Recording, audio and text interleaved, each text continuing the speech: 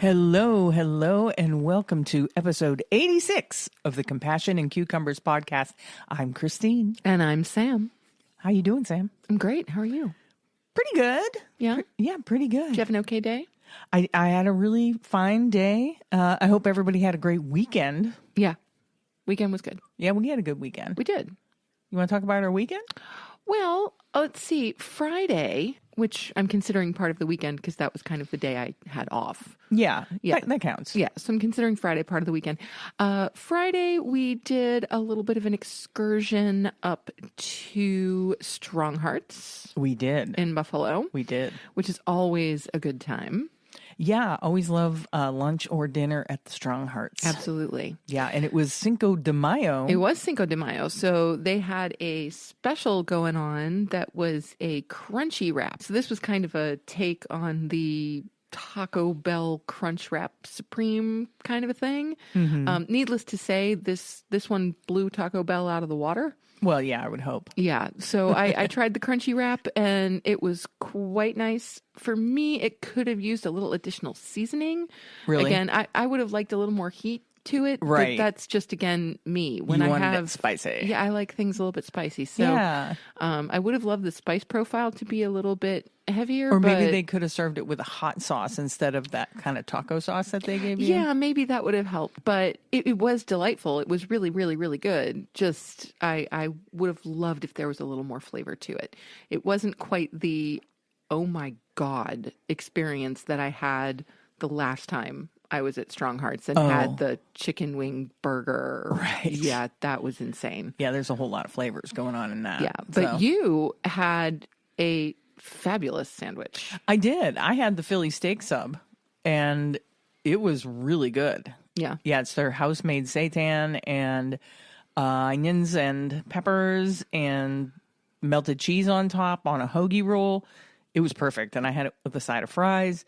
It was, yeah, it definitely hit the spot. So it just scratched that cheesecake itch? Not cheesecake, no. Oh, no, not cheese steak. Huh. It didn't scratch my cheesecake itch at all. I wouldn't imagine that it did, no. Not that I had an itch of the cheesecake variety, but no, yeah, much. It's definitely scratched the Philly cheese steak itch. Cheese steak itch. Okay, yeah. great. Yeah. Awesome. And we also, because it was Cinco de Mayo, I figured we better get a half order of nachos. Yeah, and if you've never had nachos at Strong Hearts, you really need to. They are fantastic. Yeah, they're really good. Yeah, they're just amazing. The cashew cheese sauce and the guacamole and the beans and the corn, and it's just so great. Yeah, there's all kinds of really good stuff going on. Yeah, there. and a half order is more than enough for two people. Yeah. I mean, a full order is a meal, really. You want to make a meal out of nachos, just get a full order. Yeah, but a full order would be a meal for 4 people, I feel like. They're huge. Oh, yeah. Yeah. They're just huge. We managed to finish it. Well, we didn't get a full order. No, we got a half order. Oh, okay. But we also got, other things. And we did. But we also hadn't eaten anything all day. No, we specifically saved ourselves for Strong Hearts. Yeah, I totally saved myself for Strong Hearts. Because I'm like, ooh, we're going to Strong Hearts? Well, I'm not going to eat anything until we get there. Yeah. I want to be, nice and hungry. That's right. And then, of course, we peruse their bakery case. And we can't leave there without taking some baked goods home. No, we really can't. And so we, as usual, got an assortment of 4 cupcakes. And let's see, this time the cupcake flavors we picked were a special, which was a mango nata. Yeah. So it was kind of a cross between mango and pina colada. It had like a coconut cake with some pineapple and some mango. It was really beautiful. It was really different. Big fan of this. Yeah. Truly, truly unique flavor profile for a cupcake. It was great. Yeah, it was good. And then we tried their other special of the day, which was a horchata churro. Yeah, the horchata one. The horchata churro. Yeah, I love that horchata flavor. Oh my gosh. Yeah. I don't think I've ever had horchata before. Oh, it's really just kind of like a cinnamony, milky latte kind of thing. Yeah, I got that. And it's really beautiful. Yeah. This was just cinnamony and vanilla-y. Yeah. And oh my gosh, it was just so satisfying. And instead of a traditional buttercream, the topping was a little bit more marshmallowy. Yeah, and then they topped it with a tiny with a little tiny churro. churro. Yes, yeah, they did. And then we tried the peanut butter and jelly cupcake. Oh, yeah, that was a winner in my book. Well, yeah, I mean, they anything were peanut butter. They were all good. Don't get me wrong, but yeah, anything that has peanut butter. It was basically like if you took a really good peanut butter and jelly sandwich and reimagined it into a cupcake. Yeah. Yeah. The peanut butter flavor was fantastic. And you could In the tell it was frosting. real peanut butter. Yeah. You know, it wasn't crazy sweet. You No. know, it didn't taste like, you know, Jiffy or Jif or, you know, whatever peanut Right. butter, you know, whatever mass produced peanut butter you can think of. No, this was like real peanut butter, not hyper sweet. It was great. Yeah, it was tasty. Yeah. And then filled with the jelly. And then filled with the jelly. Yeah. So not only was it on top of the buttercream, but it also went down through the cupcake, which was a really, really nice touch. Yeah. And it was a strawberry jelly. Yes. Yeah. And it was just fabulous. Yeah, I love that one. What was the fourth one that we got? It was a German chocolate. Oh, that's right. Yes. We had to get something chocolate because it was really unusual for us to not have a chocolate Right. cupcake And the somewhere other in chocolate mix. offerings that they had, we have tried. We had tried before. Like, Yeah. so we've tried their chocolate mocha and we've tried the Oreo cookie. And then they have Yeah. the Fostis, which is like a Hostess Hostess. cupcake, You've tried that which one is really before. good. So we went with the German chocolate, and I have to say I loved that one. I'm not a fan of like German chocolate cake or anything like See, that. I am. But I think it's because it's like too much. But in cupcake form, it was really good. Yeah, I loved it. Just kind of Yeah, that 'cause we split it. caramelly pecan against the chocolate. It was it was awesome. I enjoyed it. Yeah, I liked all four of them. Yeah. Because we They're- split each cupcake to make sure we each got to taste them all. Yeah, you can't go wrong with their baked goods. No. They're all delicious. They really are. That was this trip to Strong Hearts. Yeah, and then on the way back, here's something new. We stopped so Sam could pick up yarn. Yeah, that's new. Totally new. I also needed to stop at the craft store to pick up some acrylic paints because I was rejuvenating a little lawn statue that was my mother's. It's a little fox. And so I had to pick up some paint for that. Yeah. And of course, when we got there, yarn was buy one, get one half off. Of course. And, of course. you know, like I had a 20% off coupon. And yeah, it worked out well. So I got some yarn and I got some beads and Christine got her paint. And so, you know, once again, we are well stocked for crafting. We may need an intervention at some point. I'm not sure. I don't think it's gotten to that point. We do not need an intervention. No, and it's just so fun to look at all that stuff, you know? It really is. All the different beads that they have and the buttons and... Yes. And besides, my stash is not huge. No. It's not huge and it all gets used. Yeah, I mean, it's not like you're hoarding the stuff. You No, know? I'm not. Everything is going to get used. Yeah. You know, it's just a matter of time. Yeah. Yeah. So that was a fun day. It was great. And then that evening... No, not that evening. That evening... We were going to go. We were too full and tired. No, it was, I wanted to come home and play with my new yarn. Oh, that's what it was. Okay. Yeah. I was too full and tired. Yeah, so we were going to go see a production of Lear at SUNY Fredonia. Right. But we decided to postpone that till Saturday evening because I wanted to come home and play with my new yarn. And once I get playing with my new yarn, I don't want to leave the house. It's true. I just really don't. I just want to keep making stuff. Yeah. Because it's fun. Yeah. So instead, we had kind of a chill evening at home. And then on Saturday, I spent most of the day working, doing auditions for an upcoming production of Guys and Dolls Yeah. for Main Street Community Theater, which Yeah. I'm really excited about. And then that night, Saturday, we went to see Lear at SUNY Fredonia, which was wonderful. Okay, yeah, and this is not your typical production of William, King Lear. Yeah, No, William this is not the Shakespeare's Shakespeare. King Lear. It's really interesting. It's the woman who wrote the play Young Jean Lee. did a dissertation on Shakespeare's King Lear. And then, like, in the midst of her doing her dissertation, I think her father was ill and she was caring for him. He was dying. Yes. And so what this play is really is just, it's kind of a character study of the daughters, because Lear is this father-daughter thing going on. Yes, very much so. So it's a character study of all of Lear's daughters and how they react, not just to Lear himself, but how they react in the world in general. Yes, to each other and to the people around them. Yes. It doesn't follow the storyline of King Lear at all. No. There's mention of what's going on in the story, how Lear is out in the storm and loses an eye and all that jazz. But then in the second half of the show, it like completely shifts and totally turns into her dealing with the death of her father. Absolutely. It's really interesting. Yeah. It was a really interesting production. Yeah. And I've seen this play now with this cast 3 times. Yeah. Once at the very, very beginning of the rehearsal process, once for a designer run, and then once in its fully produced form. Yeah. And it just kept evolving. And I was actually talking to the director today. Director's name is Dan Lindsay, and an absolutely spectacular director. If you ever get a chance to see some of his work, either here in Fredonia or up in Buffalo, please do, because he's really phenomenal. But I was talking to him and saying how it was a completely different animal each time I saw it. Right. Like, I got something completely different, completely new Yeah, out of it. It is each the time. type of show that would kind of morph as the actors are becoming more comfortable in the characters. Oh, absolutely. Yeah. Yeah. So that was just a phenomenal theatrical experience. So thank you to the lovely actors at SUNY Fredonia and, of course, their director, Dan Lindsay. And I'm glad we didn't go on a preview night. Duly noted, we will not do previews from here on out. There is one point in the show where one of the actors comes out and totally breaks the fourth wall and talks to the audience and basically tells them, if you don't like what's going on, leave now. Yeah.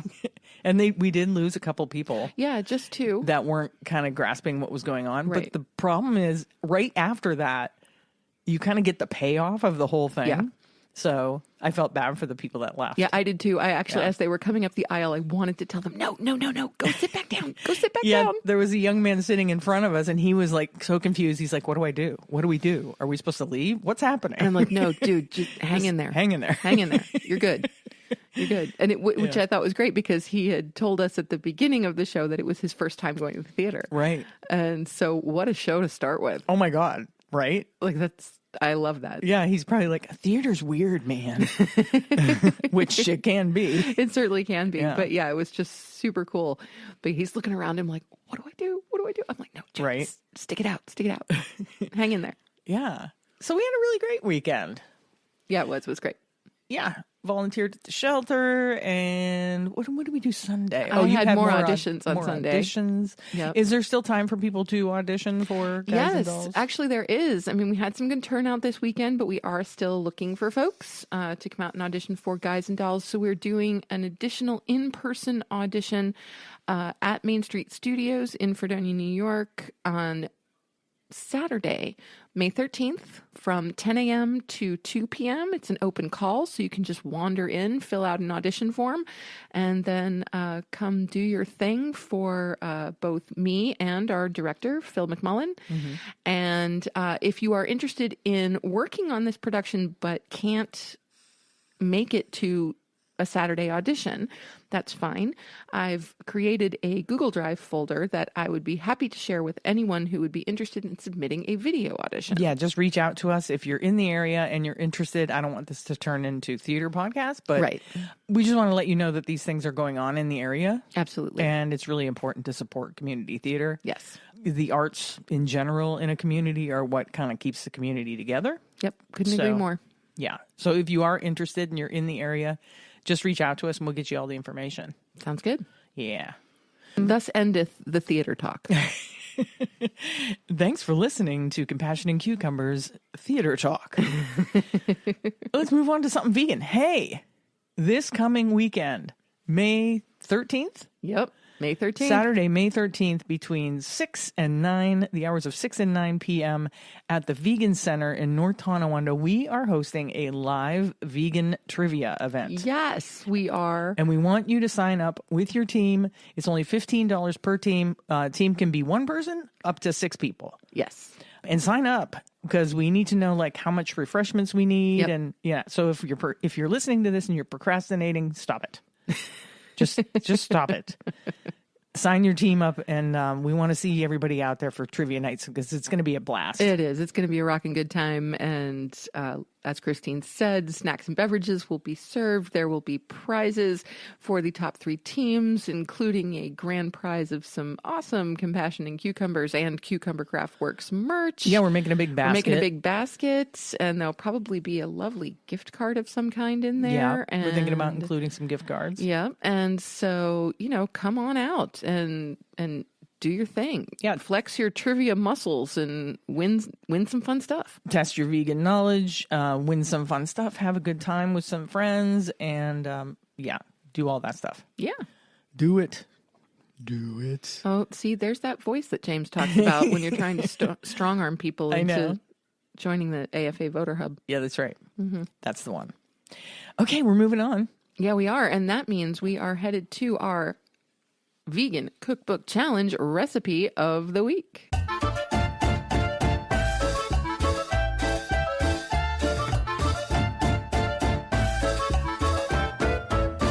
Yes, so this week I made a recipe out of a book from Max La Manna. I don't know if you're familiar with Max La Manna. He has a huge social media presence and YouTube presence. His recipes are really cool.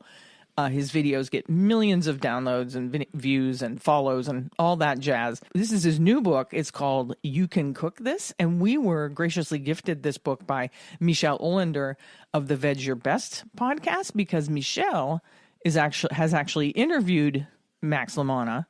And so cool. Yeah, and you can listen to that interview. That will be, I think it's episode 140 of the Veg Your Best podcast, and that will also be released the same day that this comes out. So, oh, nice. Yeah, so after you listen to us, hop over there and listen to her interview with the chef because he's got a lot of really cool ideas. His books are kind of focus on food waste and how to incorporate foods that are often wasted in your refrigerator. Oh, that's great. Into recipes. Very cool. Yeah. Love that. Yeah, so the recipe we made is apparently his most popular recipe, which is funny because I picked it before I knew that. Oh, really? Going through his book. Huh. It's apparently his most popular recipe. It's his tofu butter chicken. Yes. Now, I picked it because I love butter chicken curry. Yeah, Christine's an absolute fiend for butter chicken curry. I could seriously just drink it. I love that stuff. Anyway, this is a great recipe. And not really complicated. And I think it turned out really well. It did. Yeah, it was really satisfying. I know I was super excited when Christine told me she was making this because, as any of our longtime listeners know, I'm kind of a fiend for Indian food in general. Yeah, me too. I just absolutely love it. So I was just really excited when she said she was making a curry with rice, and we had some flatbread with it. It wasn't naan. I couldn't find any vegan naan, and I just didn't feel like making it. Well, that's perfectly fine. That's perfectly fine. And the flatbread that we had, it did the job. It was okay. It was not ideal. No, but it was okay. Actually, what it did was kind of heighten the fabulousness of the curry. It definitely didn't outshine. It did not outshine the curry. That's a good way of putting it. In any way, shape, or form. So it was really satisfying. The flavor was great. I loved the texture of the tofu. The rice was lovely. Like it was jasmine rice. Nice jasmine rice. It was just a really, really good dish. I agree. Yeah. So Max says that apparently, like I said, this is one of his most popular dishes with over 4 million views on his social media channels. Wow. Yeah. That's a lot. Yep. I can't even imagine that. That's crazy. People love him, and he's really super cute. So that doesn't hurt. No, being cute never. Oh my gosh, look at that face. Yeah, he's a really cute guy. He's adorable. All right, so a little bit more about Max La Manna. He is an award-winning author, low-waste chef, and digital creator whose casual approach to cooking has captivated an audience of over 1.2 million followers across his social media accounts. Inspired by his own life experience, Max creates simple, affordable dishes that use as much of each ingredient as possible. His viral, easy-to-follow recipe videos have racked up over 1 billion views across socials. Yeah, that's amazing. His debut cookbook, More Plants, Less Waste, was named Most Sustainable Cookbook at the 2020 Gourmand World Cookbook Awards. He has also been featured in publications including Vogue, Vice, and The Guardian, hosted the BBC Earth series Regeneration Food, cooked live on BBC Saturday Kitchen, was featured as a guest on BBC Breakfast talking about reducing food waste in the home, and won Digital Creator of the Year at the Fortnum & Mason Food and Drink Awards in May 2022. His highly anticipated second cookbook, You Can Cook This, is out now, and that is the book from which this week's recipe comes. Yeah, and we'll have a link to the book in the show notes if you want to pick the book up. On the back of the book, it does say that this book is Max's innovative approach to transforming the most commonly wasted ingredients in your kitchen into delicious dishes with big flavor. You Can Cook This offers 135 no-fuss, plant-based recipes that anyone can get onto the table with joy and ease. With fan favorites like crispy smashed potatoes, ooh, have to make that. Yeah. And tofu butter chicken, updated classics such as cauliflower ragu, and creative twists like coffee ground pancakes and stems and herbs pesto. These few ingredient, low waste recipes will charge the way you cook, eat, and save food. Works for me. Yeah, I really like this concept. It's really cool. Yeah, it's awesome. Yeah, so check out Max's book. If you're not familiar with him, check out his social media. Yep, you can follow Max on Instagram, TikTok, and YouTube. Yeah, his videos are really engaging. So, yeah, check him out. I enjoyed making this recipe and further enjoyed eating it. So, totally. So now, moving on to our noteworthy section, we would like you to know that the Niagara County Sheriff issued a warning to local farmers of animal activist activity after the Right to Rescue Summit. They did. I don't know if you remember a couple of episodes back, we told you that we had attended the Right to Rescue Summit in Tonawanda. So apparently the Niagara County Sheriff's Office sent out this warning to local farmers because us animal activists were in the area. Yes. So the article that we found in the Buffalo News reads as follows. So we have, has a Free the Animals movement taken root in Western New York? The Niagara County Sheriff's Department issued a public warning to farmers on Tuesday that at least 2 instances of trespassing have taken place on farmland in Newfane since a social media post encouraged people to attend an animal right to rescue summit last weekend in the city of Tonawanda. Now, this, of course, is a few weeks old. Yeah, this happened right after the summit. And so, according to Niagara County Sheriff Michael J. Filicetti, he is not going to put up with it if they think they're going to come and steal livestock. He said, quote, "This stuff definitely gets stranger by the day." Sheriff's officials posted the alert after the event last Saturday focused on encouraging animal rescue. The public alert said that all farmers in the area need to be aware and stay alert of suspicious activity related to this meeting. The Open Rescue Experience event posted on the Western New York Vegans Connections Facebook page featured a Right to Rescue summit. As part of the event, a veteran open rescuer was to discuss the stages of animal rescue, from researching facilities to winning at trial. Whether you want to plan your own high-impact open rescue or simply be a supporter, this workshop will inspire and empower you to make a difference in the lives of animals.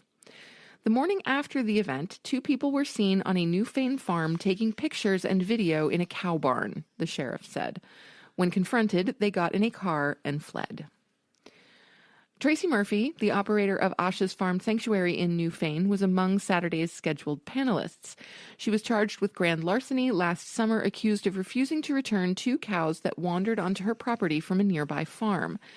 She declined to comment when reached Tuesday night because she said she is still under a gag order that prohibits her from speaking publicly about her case, which is still being adjudicated in court. Murphy's attorney, Wayne Sung, who is also an animal rights activist from California, said that he was a facilitator at last Saturday's event, which was a workshop that he has previously presented at law schools. This was an event about the right of every citizen in this country to give aid to sick, suffering, abandoned animals, Sung said, arguing that the purpose of the event was mischaracterized by the sheriff's office. Greatly Yes, mischaracterized. very much so. He said Murphy did not make a presentation at the workshop. She did speak about her case prior to the workshop around noon on Saturday, and she just described how she became an animal rights advocate, why she decided to start a sanctuary, and how much she's been traumatized, frankly, by the prosecution that's unfolded over the past year. He also said that Facebook posts by Niagara County Sheriff's Office are both false and defamatory and leading to a torrent of death threats against Murphy. And of course, this is completely unacceptable. Yeah, she's already had, from way back when she took these cows that had wandered onto her property in, she was getting threats of violence against her by some people in the farming community there. And it totally misrepresents what the summit was about. Mm-hmm. And I feel like the fact that the gentleman who supposedly owned these 2 cows is an officer with the New York State Police, mm-hmm. that the Niagara County Sheriff's Office is acting on his behalf. It kind of seems like it, which is it's not right at all. Not right at all. Yeah. And the fact that they issued this statement publicly to further, I guess, what's the word I'm looking for? Deface or demonize? Demonize, yes. Mm-hmm. Demonize both Tracy and the vegan community and the rescue community. Yeah. They totally are taking everything out of context. The summit was grossly misrepresented in all of the sheriff's office posts. Right. You know? Yeah. Mr. Sung also said if Niagara County is actually concerned about trespass and actually concerned about criminal violations, they really should be investigating how their own conduct is encouraging and inciting people to engage in threatening conduct against Tracy. There have been people on Niagara County's own Facebook pages threatening to kill, shoot, or hang her. Yeah. Somebody posted actual physical signs outside of her property when all this was going down that said something to the effect of cattle rustlers should be hung. Yeah. Something like that. And people are reiterating that statement on the Facebook post. So, and it again, this workshop that was held is being put forward as essentially training. Sheriff Filichetti says now we have people who are trained to essentially take farm animals to rescue them. Niagara County legislator Sean Foti of Newfane said his neighbors discovered people on their property taking pictures of their farm and animals. He called the action vegan extremism and said it is hurting farmers. According to Foti, they're scared. They're scared for their lives. Their family members have received threats. We're a rural community. We're right to farm. We're ag extensive. We put a lot of time, money, and pride into our agriculture. Filichetti says he understands people have different philosophies and lifestyles, but when you go and start stealing animals as a result of that initiative, that's a crime. You're breaking the law. Yeah. So the sheriff's department has asked residents to report any suspicious activity in and around local farms by calling a number listed in the article. Yeah. So nobody stole anyone's animals. No. In that community. No. None. The right to rescue is not about stealing animals from farmers. No, it is definitely not. It is about finding instances where animals are being held in deplorable conditions or where sick and dying animals are left to die. Yes. On factory farm floors. Yes. This has nothing to do with small farmers. The small farming community. No. Where all of this took place. If there's nothing going on wrong in your farm, then you shouldn't have anything to worry about. That's right. We know that there's animal suffering.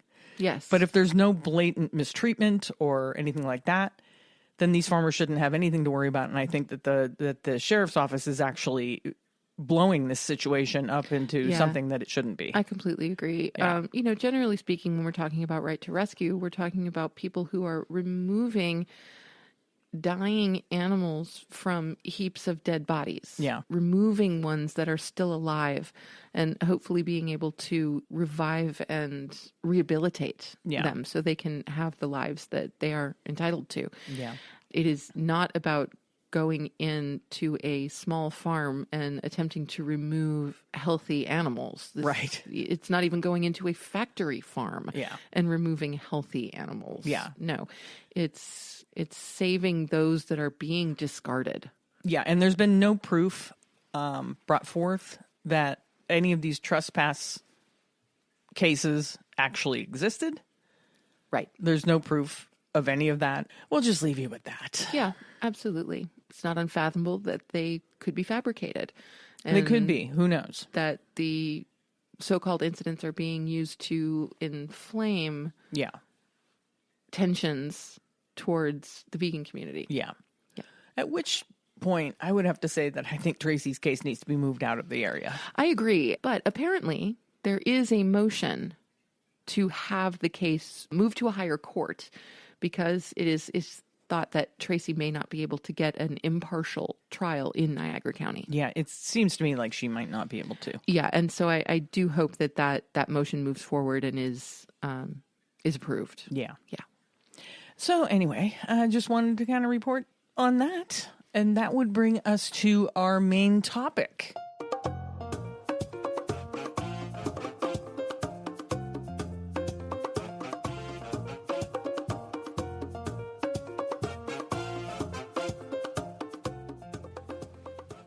This week's main topic, we're going to be talking about youth and advocacy. We wanted to highlight some of the great things that young vegans are doing and offer resources for young people who are new to veganism or are thinking about going vegan. Absolutely. You know, I mean, if you've listened to us for any length of time, you know that you're often getting the perspective of, two middle-aged vegans. And we think it's really important that the younger generation be spotlighted. Yeah, because they're doing some great things. Because they're doing some amazing things. Yeah. And they are, of course, the future of the movement. Yeah. In our area, I wanted to highlight something that a young gentleman in the Buffalo area is doing. Buffalo teenager launches advocacy for animals in undeveloped countries. This article is coming from buffalorising.com, and we'll link to it in the show notes. Nonprofit work can be some of the most rewarding work on the planet. In Buffalo, there are countless ways to participate in nonprofit work, from signing up to help run art festivals to working with children who are hospitalized with cancer. It is said that by devoting time to charitable organizations, volunteers gain a greater appreciation for service to their community and sometimes the world. It was Buffalo's diverse perspectives and ideas that led Patterson Stevens to start his own international nonprofit called Advocacy for Animals.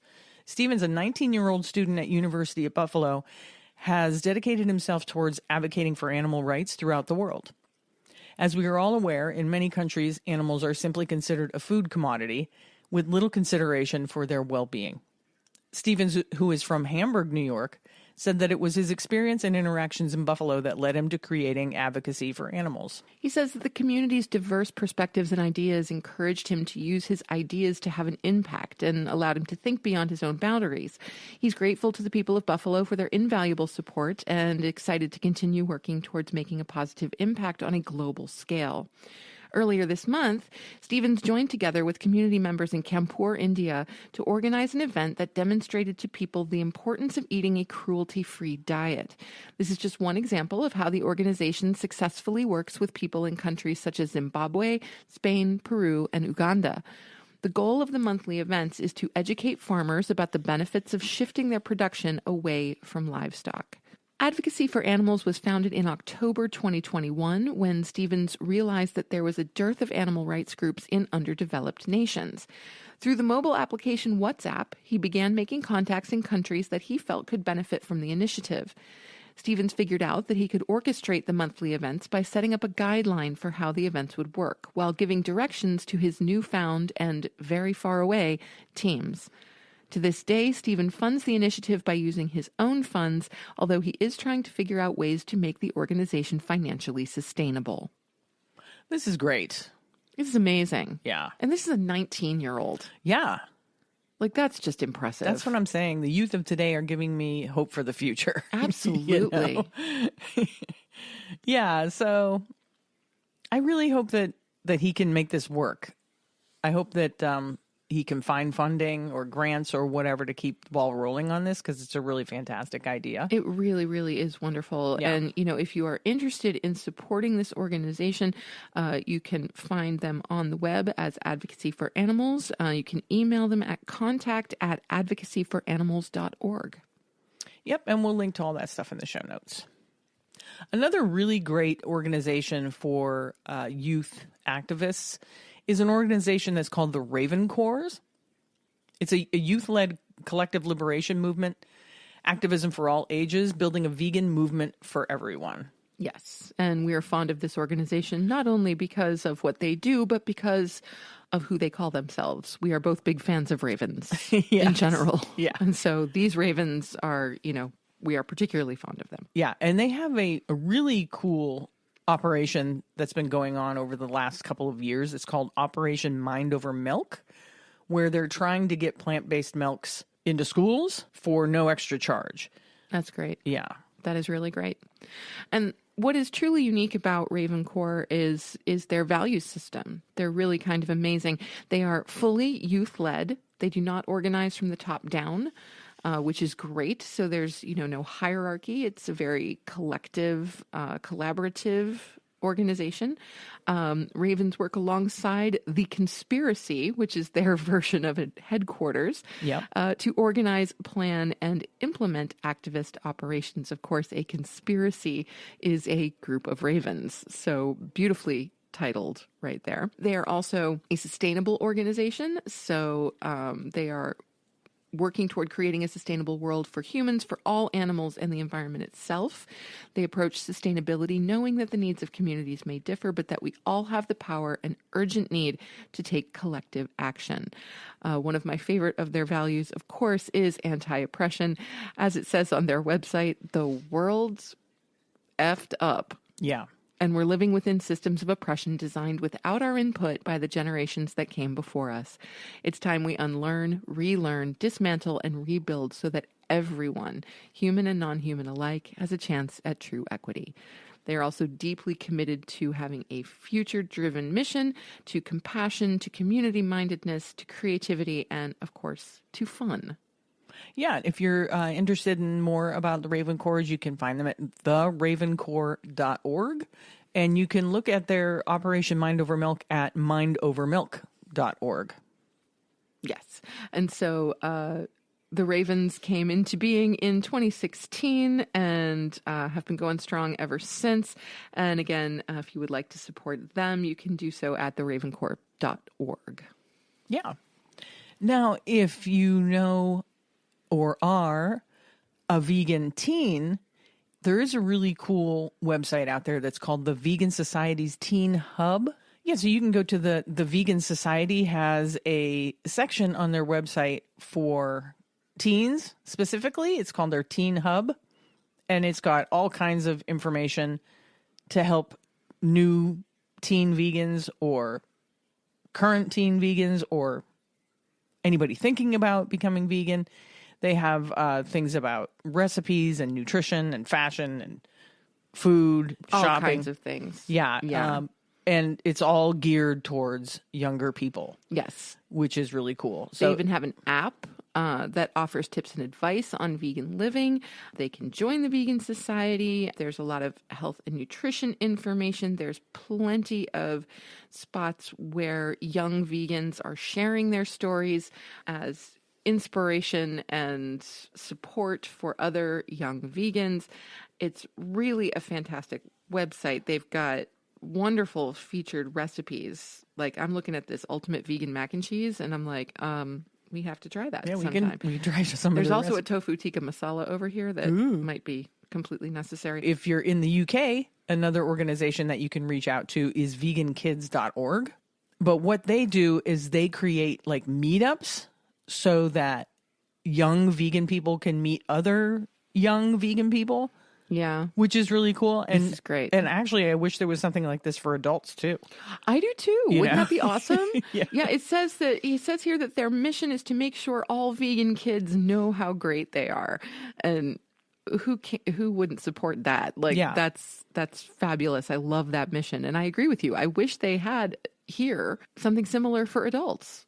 Yeah, it's nice. The adults behind the website actually create these meetups and festivals for young people to meet other young people in the vegan community. That's awesome. Yeah, really cool. Yep. So that's vegankids.org. And then PETA has a wonderful program. I don't know if you're familiar with the PETA Kids program. Yeah, PETA Kids is great. They have games. There's actually like vegan video games on the Nice. PETA Kids for kids 12 and under. Yes. So, And not only do they have all kinds of resources for the kids, but they also have a whole lot of resources for parents. So when you go to the PETA Kids website, it's going to ask you, are you a kid or are you a parent? yeah, then it'll steer you into And the it'll right. steer you to the right information. Yeah. And, I'm looking at the PETA Kids for Parents right now. Yeah. And so the very first article at the top is just this picture of absolutely two lovely piglets snoozing. And the first article is Why Animal Rights. Puts it right at the top. Yeah. No holds barred. Like, I love it. Yeah, there's a lot of really great resources on PETA Kids for young kids. Yeah. 12 and under. Mm-hmm. The last organization I wanted to talk about was an organization called veganteen.net. They have a ton of resources for teen vegans, and they have mentoring and advisors, a place where teens can share stories on the website, like blog form, and interviews with teen vegan business owners and all kinds of really cool stuff on their website. Yeah, there's a lot of similarity, I think, in veganteen.net and kind of vegan outreach. There's a similar feel to the two of them, but of course, veganteen.net is directed specifically at teenagers. Yeah. Which is fabulous. Yeah, so those are just a few of the resources that we wanted to give people if you have young people in your life that are vegan or thinking of going vegan or are looking for other young people that are vegan. There's some places for them to reach out to find resources and such. You betcha. Yeah. Yeah. And there is so much out there. Please know that the resources that we're offering this time around are not the only ones. It's just the tip of the iceberg. There is a lot of resources out there for young people. Well, that brings us to our reason to be vegan of the week. Do you have a reason to be vegan of the week? Okay. So since we've been talking about young people in this week's episode, and since the picture I saw on the PETA Kids website was that of two adorable snoozing piglets, I thought I would pair up those two ideas and go with reason number 41, which is that pigs are smarter than a 3-year-old child. Babe, Wilbur, Pigwig, Arnold Ziffel, the Oinker sisters, Miss Piggy, Porky Pig. Throughout books, movies, cartoons, and television, pigs have been stars, and they are stars in real life as well. Studies have shown them to be either the 3rd or 4th most intelligent animal in the world, following perhaps chimps, dolphins, and elephants. Humans aren't smart enough to know for sure. Like humans, pigs are very social animals. They can learn skills from one another, and they can complete tasks as a team. They never stop learning. A researcher at the University of Illinois found that pigs can even figure out how to control the thermostat of their barn. Anyone who has spent time with pigs will also attest to their wide range of personalities, as different as Wilbur is from Babe. Some are smarter, some are funnier, some are shyer. They are as distinct from each other as humans are. Also, like humans, they can empathize with each other. Pigs also like to talk. A lot. They are constantly chatting with each other, with at least 20 different oinks, grunts, snorts, and squeaks that all have meanings that other pigs understand. They tell each other, or you, how they feel, whom they like, and when they're hungry. It may turn out after further study that they have many dozens more utterances only they understand. Countless stories detail how pigs have accomplished remarkable feats. They've saved humans, fellow pigs, and other animals from drowning, fires, and other dangers. One pig, whose human friend was having a heart attack, flagged down a car to get her help. Pigs display distress when they see animals or humans suffering. They learn to forgive as well. Pigs who have been rescued from horribly abusive situations can learn to love their new human companions, despite all that they have suffered in the past. They are also much cleaner than we tend to give them credit for. Unlike other farm animals, pigs create separate sleeping and latrine areas. They roll around in mud, true, but that's because they have no sweat glands, and the mud cools them off. If you were to introduce them to an air-conditioned room, they'd forego the mud. And of course, they're adorably adorable. Go on Instagram and you can find scores of sweet, playful pigs with photogenic personalities and millions of followers. You can see them playing with people or surfing the waves in Hawaii or carrying kittens on their backs. The cuteness, it never stops. Now, given all this, why do we treat pigs the way we do? No one has a good answer. And yet, pregnant sows spend their lives in barren metal cages too small to let them turn around.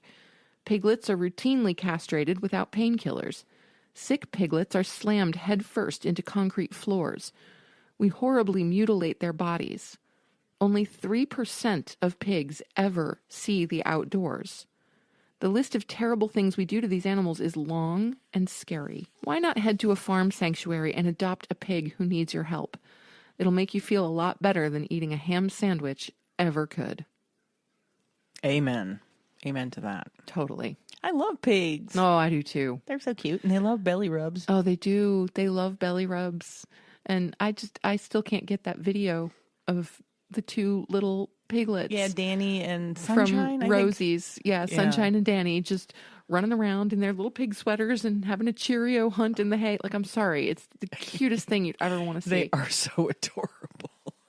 And Danny saved herself from a transport truck. I'm not sure where Sunshine came from.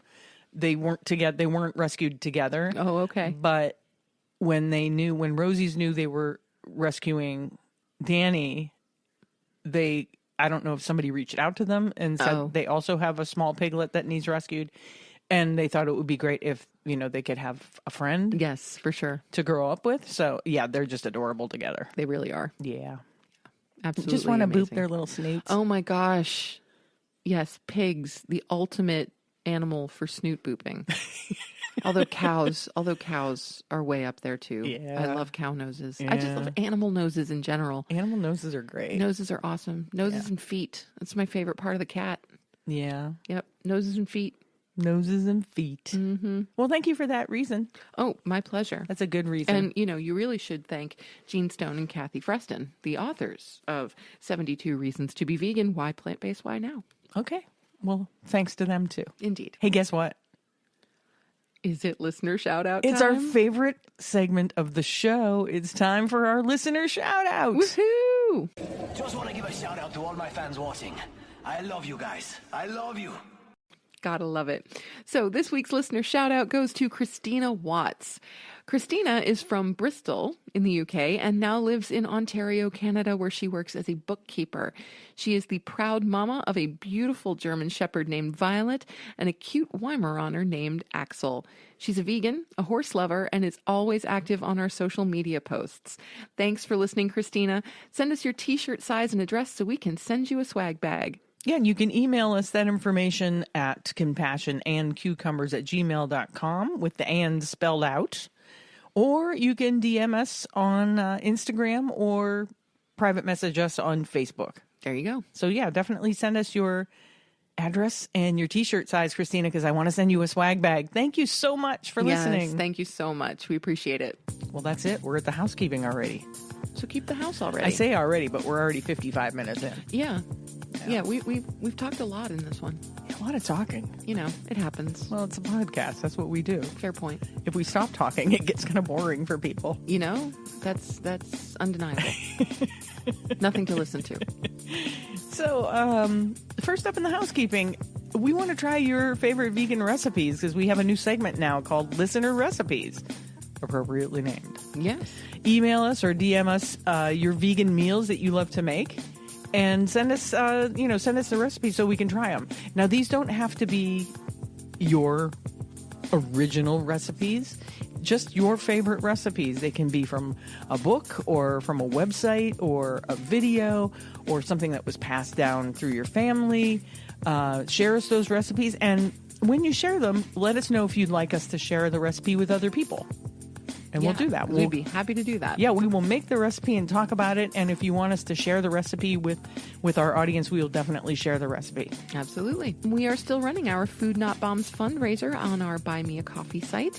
Any funds earned through this fundraiser will go to support the Buffalo chapter of Food Not Bombs. If you are not familiar with Food Not Bombs, they are a fabulous organization that provides vegan meals for those suffering from food insecurity.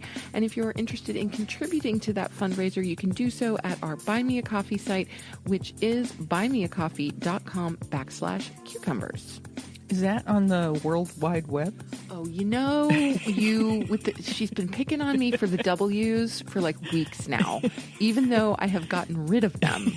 I kind of miss it now that you used to say www. Yeah, well, tough. I miss it now. Well, see, that's what you get. When you pick on me, you lose things. Hey, follow Sam's Etsy site. It's Cucumber Craftworks on Etsy. Take a look at her beautiful knitwear and handmade jewelry and bead art. She's got some new stuff coming out. It's really exciting. It's all vegan, and she makes it with love. I sure do. I can attest to that. Yep, so much love. Yeah, she loves making them, and you'll love buying them. I hope so. Or owning them. Yeah, there you go. Yeah, it's more about the owning than the buying, really. Yeah. Mm-hmm. For sure. We, of course, want to hear from you. You can email or DM us show ideas, cookbook recommendations, recipes you love, subjects you'd like us to touch on, or just general stuff that you'd like us to know. Yeah, we would love to hear from you. So reach out. Feel free to reach out. Yeah, and subscribe to our YouTube. Still working on cooking videos. I know I keep saying that. I don't know.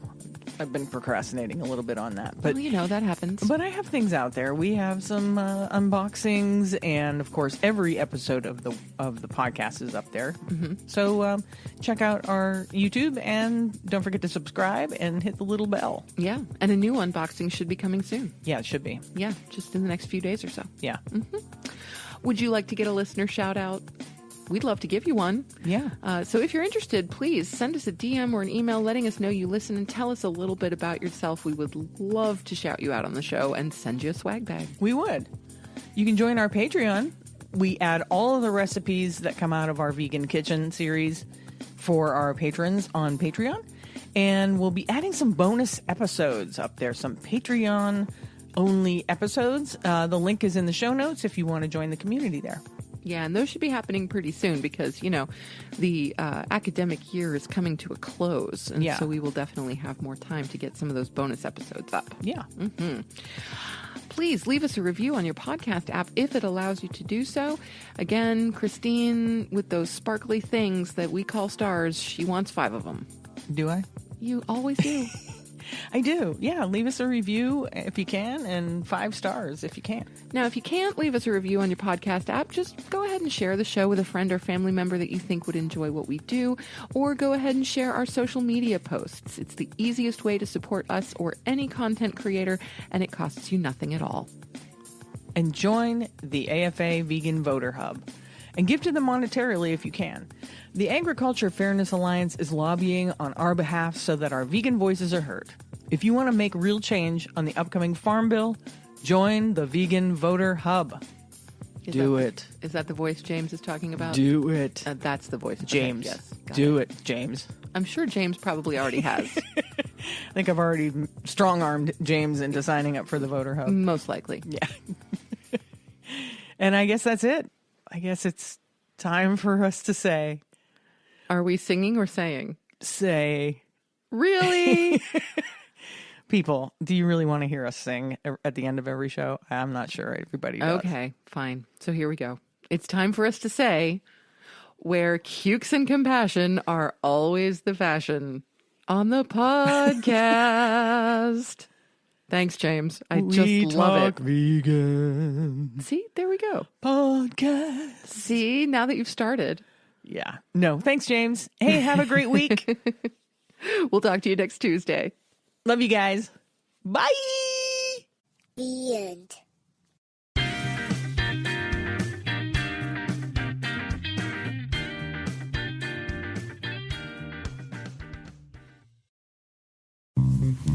Do you want to support the Compassion and Cucumbers podcast? Well, you can do that by joining our Patreon page. We have 3 different levels of support, and all 3 come with their own special bonuses. Hey, you can support the podcast and get yourself some really cool merch. All the links and deets are in the show notes. We'll catch you next week on the next episode of Compassion and Cucumbers.